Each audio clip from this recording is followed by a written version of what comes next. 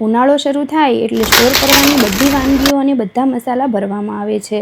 પાપડ, મમરી, wafer અને જાત જાતના મસાલાઓ સ્ટોર કરીએ છીએ. તો આજે આપણે બનાવીશું ખીચિયા પાપડ. તો અહીંયા મેં પેનની અંદર 3 કપ પાણી લઈ લીધું છે. એની અંદર 1 ટીસ્પૂન પાપડ ખાર, 1 ટીસ્પૂન મીઠું, 1 ટીસ્પૂન વાટેલાલ મરચાંનો ભૂકો અને 1 ટીસ્પૂન જીરું એડ કરી દઈશું અને સારી રીતે મિક્સ કરી દઈશું. અને આ પાણીને આપણે ઉકળવા દેવાનું છે. પાણી ઉકળ્યા બાદ પછી આપણે તેની અંદર એડ કરવાનો છે ચોખાનો લોટ. મેં અહીંયા કરકરો એવો ચોખાનો લોટ લઈ લીધો છે. ચોખાનો લોટ મેં 3 કપ પાણીની અંદર 2 કપ જેટલો ઉમેર્યો છે અને તેને વેલણની મદદથી આપણે મિક્સ કરી દઈશું. જો તમને અહીંયા વેલણ ના લેવું હોય તો તમે ચમચાની મદદથી પણ આને મિક્સ કરી શકો છો, પણ વેલણની મદદથી એ બરોબર મિક્સ થઈ જશે અને એકદમ સરખું બનશે. વેલણની મદદથી તમે જો આ ખીચું તૈયાર કરશો તો એકદમ પરફેક્ટ અને સારી રીતે તૈયાર થશે. એટલા માટે વેલણનો જ ઉપયોગ કરવો. અને મેં અહીંયા ગેસની ફ્લેમને એકદમ ધીમી કરી દીધી છે. ધીમા તાપ પર જ આપણે આ ખીચું તૈયાર કરવાનું છે. બસ આવી જ રીતે આપણે તેને મિક્સ કરતા જઈશું અને આવી રીતે હલાવતા જઈશું એટલે આપણું ખીચું એકદમ રેડી અને પરફેક્ટ તૈયાર થશે. અહીંયા તમે જોઈ શકો છો કે ખીચું મારું બરોબર મિક્સ પણ થઈ ગયું છે અને એકદમ રેડી પણ થઈ ગયું છે. આ ખીચિયા પાપડનું ખીચું અડધું રેડી થઈ ગયું છે. હવે આપણે ગેસની ફ્લેમને બંધ કરી દઈશું અને ખીચાના બાઉલને નીચે ઉતારી લઈશું અને પછી આપણે તેને સ્ટીમ કરવાનું છે. આ ખીચું બધું આપણે પ્લેટની અંદર લઈ લઈશું અને પછી આ પ્લેટને આપણે સ્ટીમ કરવા દેવાની છે. એટલા માટે અહીંયા મેં બધું જ ખીચું પ્લેટની અંદર લઈ લીધું છે. જો તમારે અહીંયા આ ખીચાને સ્ટીમ ના કરવું હોય તો 1 કપ પાણી વધારે એડ કરી અને ખીચાને થોડું બાફવા દેવું એટલે તમારું ખીચું એકદમ પરફેક્ટ બનશે. પણ જો તમે આને સ્ટીમ કરીને પાપડ તૈયાર કરશો તો પાપડ એકદમ સોફ્ટ અને એકદમ પોચા બનશે. એટલા માટે અહીંયા તેને સ્ટીમ કર્યું છે. ઢાંકણ ઢાંકી 5 મિનિટ માટે આપણે તેને સ્ટીમ થવા દઈશું. 5 મિનિટ થઈ જાય પછી આપણે આ ખીચું ઉતારી લેવાનું છે અને 5 મિનિટ થઈ ગઈ છે. હવે આપણે આ ખીચાને બહાર કાઢી લઈએ. ખીચું ગરમ ગરમ હોય ત્યારે જ આપણે તેને સારી રીતે કૂણવી લેવાનું છે અને થોડું થોડું તેલ લગાવતા જઈ આવી રીતે તેને કૂણવી દેવાનું છે. એકદમ સોફ્ટ ડો તૈયાર કરીએ એ રીતે આપણે તેને તૈયાર કરી લેવાનું છે. ખીચું એકદમ ગરમ ગરમ છે એટલે થોડું ગરમ તો લાગશે, પણ ગરમ ખીચું હશે ત્યારે જ આપણે તેને આવી રીતે તૈયાર કરી લેવાનું છે. કેમ કે આવી રીતે આપણે કૂણવશું તો પાપડ એકદમ પોચા અને એકદમ સરસ બનશે. એટલે આ કૂણવવું બહુ જ જરૂરી છે. જેમ આ વધારે કૂણવાશે એમ પાપડ એકદમ પોચા અને એકદમ સરસ બનશે. અહીંયા મેં આ બધું ખીચું સારી રીતે કૂણવીને તૈયાર કરી લીધું છે. ખીચામાંથી આપણે લુવા તૈયાર કરી લઈશું અને પાપડ આપણે મશીનમાં તૈયાર કરવાના છે. તો એ માટે મેં અહીંયા લીધી છે પ્લાસ્ટિકની શીટ.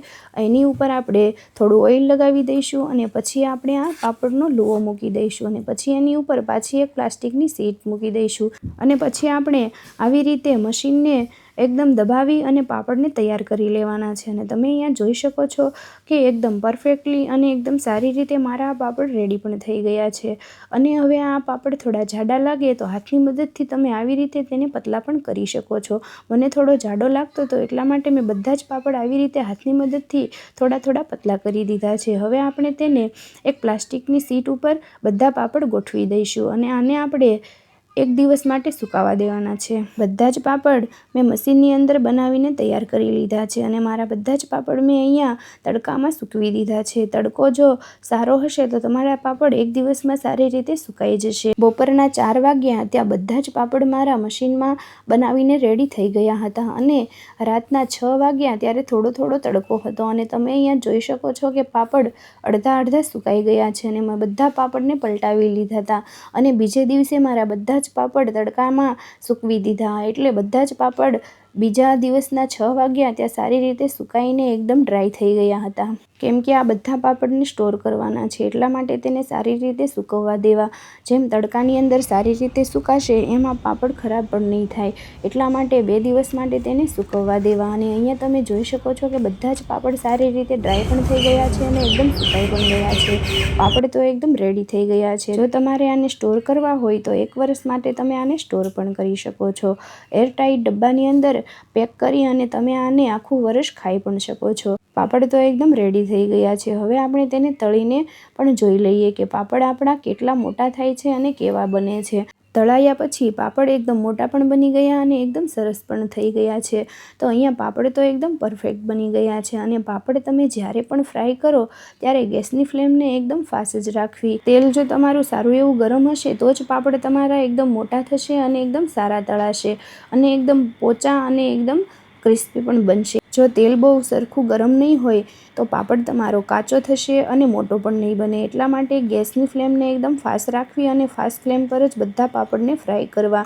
તમારા પાપડ એકદમ પોચા અને એકદમ સરસ બનશે. અને અહીંયા તમે જોઈ શકો છો કે બધા જ પાપડ મેં તળીને રેડી કરી લીધા છે. આ પાપડ એકદમ ટેસ્ટી, એકદમ મસાલેદાર અને એકદમ ક્રિસ્પી કુરકુરા બન્યા છે. એકદમ પોચા અને એકદમ ક્રિસ્પી એવા ખીચિયા પાપડ રેડી છે.